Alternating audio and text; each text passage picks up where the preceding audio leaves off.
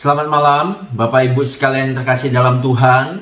Kita berjumpa lagi di dalam Kalam, Kupas Alkitab Selasa malam.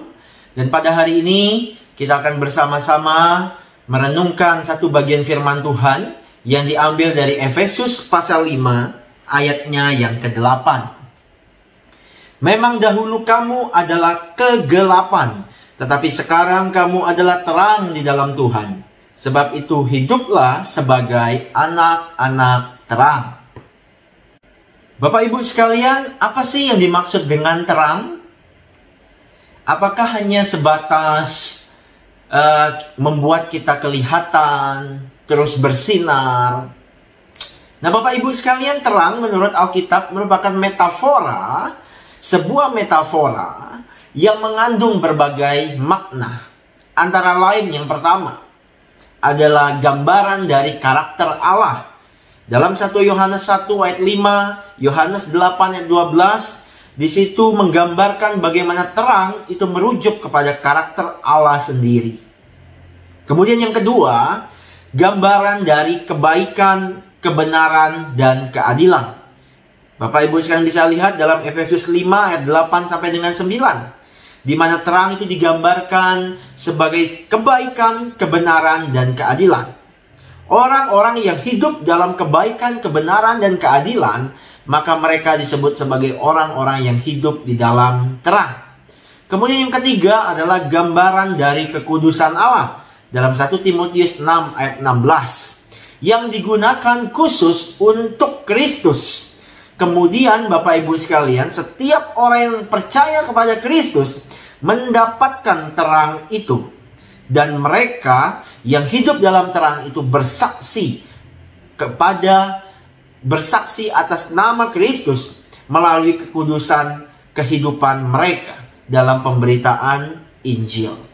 Kemudian yang terakhir Bapak Ibu sekalian, terang itu merupakan gambaran untuk sesuatu yang sebelumnya tertutup kemudian tersingkap sehingga semuanya menjadi jelas. Dalam 1 Korintus 4 ayat 5, Efesus 5 ayat 13. Jadi Bapak Ibu sekalian, terang di dalam Alkitab itu memiliki berbagai macam makna. Tetapi semuanya dapat kita lihat bahwa terang itu bermakna positif, bermakna baik, bermakna sempurna.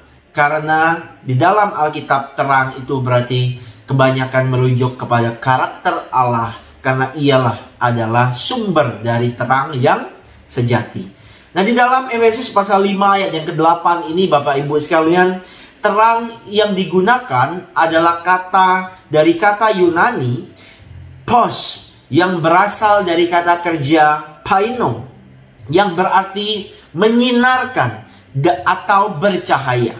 Dengan demikian ketika Paulus mengatakan, memang dahulu kamu adalah kegelapan, tetapi sekarang kamu adalah terang di dalam Tuhan. Maka Bapak Ibu sekalian, Paulus sedang ingin menyatakan bahwa kita dulu adalah orang-orang yang tidak mampu bersinar, tidak mampu bercahaya, tidak mampu menjadi berkat untuk orang lain. Tetapi setelah di dalam Kristus kita percaya, maka kita diberi kemampuan untuk menyinar, untuk bersinar, untuk bercahaya bagi dunia yang sedang dalam kegelapan ini. Nah Bapak Ibu sekalian, bagaimana konsep terang yang hidup dalam orang percaya ini disampaikan kemudian? Nah Bapak Ibu sekalian, Alkitab menegaskan dalam 2 Korintus 5 ayat 17 dikatakan bahwa siapa yang ada dalam Kristus, ia adalah ciptaan baru, yang lama sudah berlalu, sesungguhnya yang baru sudah datang. Engkau dan saya, Bapak Ibu sekalian, sebagai ciptaan baru, berarti kita telah menanggalkan manusia lama kita dan hidup mengenakan manusia baru. Nah Bapak Ibu sekalian, apa yang menjadikan kita mengenakan manusia baru? Karena itu adalah karya Tuhan dalam hidup kita yang memindahkan kita, yang mengambil alih hidup kita yang sebelumnya di dalam kegelapan, dipindahkan ke dalam terangnya yang ajaib. Jadi Bapak Ibu sekalian, kita tidak lagi berada dalam kegelapan seharusnya. Orang-orang percaya seharusnya tidak lagi hidup dalam kegelapan ataupun colek-colek kegelapan.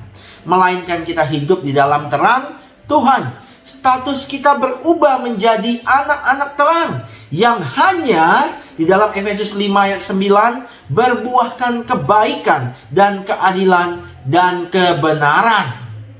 Hidup sebagai anak-anak terang berarti tidak lagi turut mengambil bagian dalam perbuatan-perbuatan kegelapan yang tidak berbuahkan apa-apa. Tetapi sebaliknya, telanjangilah perbuatan-perbuatan kegelapan itu. Seperti yang disampaikan dalam Efesus 5 ayat 11. Dengan kata lain, Bapak Ibu sekalian, kita tidak lagi berkompromi dengan dosa.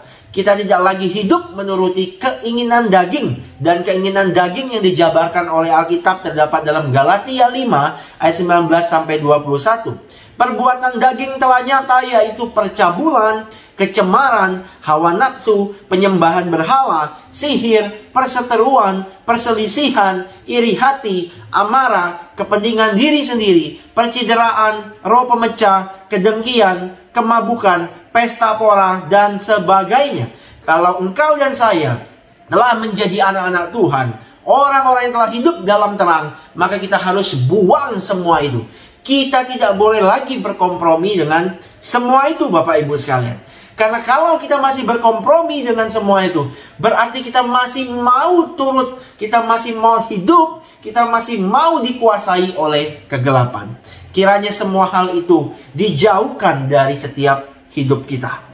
Nah, Bapak Ibu sekalian, sebagai anak-anak terang, kita harus mampu menembus dan mengalahkan kegelapan dunia ini, yaitu dengan melalui terus berusaha menjaga kekudusan hidup kita. Kita terus berfokus kepada bahwa hidup saya punya Tuhan. Tuhan itu kudus, maka saya harus berjuang untuk menjaga kekudusan hidup saya. Dengan demikian, Bapak Ibu sekalian, kita sungguh-sungguh mempraktekkan dan menghidupi bahwa kita sungguh adalah anak-anak terang. Jangan sampai, Bapak Ibu sekalian, kita orang-orang yang telah ditebus oleh Kristus dengan darahnya yang mulia, dengan darahnya yang mahal, kita menyia-nyiakan, kita meremehkan karya penebusan itu. Maka dengan demikian kita menyakiti hati Allah, dan Allah sangat berduka dengan segala kelakuan dan sikap hidup kita. Mari Bapak Ibu sekalian, kita terus berjuang untuk hidup di dalam terang Kristus dengan mengandalkan kuasa Roh Kudus, sehingga dimanapun kita berada, kita boleh senantiasa memuliakan Allah dan meninggikan namanya. Kiranya Tuhan memberkati kita sekalian. Mari kita berdoa. Tuhan, jadikanlah kami terus anak-anak Tuhan yang mampu bersinar, yang mampu bercahaya di tengah-tengah kegelapan dunia ini. Kondisi moral dunia ini semakin hari semakin merosot. Kondisi manusia hari ini, zaman-zaman akhir ini, semakin hari semakin merosot ya Tuhan. Tetapi biarlah kami boleh terus hadir menjadi anak-anak Tuhan yang boleh hidup dalam terang, bahkan menghidupi terang itu, serta memancarkan terang itu di tengah-tengah segala kemerosotan yang terjadi dalam dunia ini. Tuhan, tolong kami, anak-anak-Mu yang lemah dan terbatas ini, sehingga kami diberikan terus kemampuan untuk memuliakan Tuhan dimanapun kami berada. Terima kasih Tuhan untuk perenungan singkat firman Tuhan pada malam hari ini. Kiranya ini boleh menegur kami, bahkan memulihkan kami, sehingga kami boleh terus menapaki jalan kekudusan kami sebagai anak-anak Tuhan sampai akhir hidup kami nanti. Kami juga serahkan istirahat kami pada malam hari ini. Kiranya Tuhan boleh memberkati, sehingga esok hari kami boleh bangun dalam keadaan sehat. Di dalam nama Tuhan Yesus kami berdoa. Amin. Tuhan memberkati kita semua.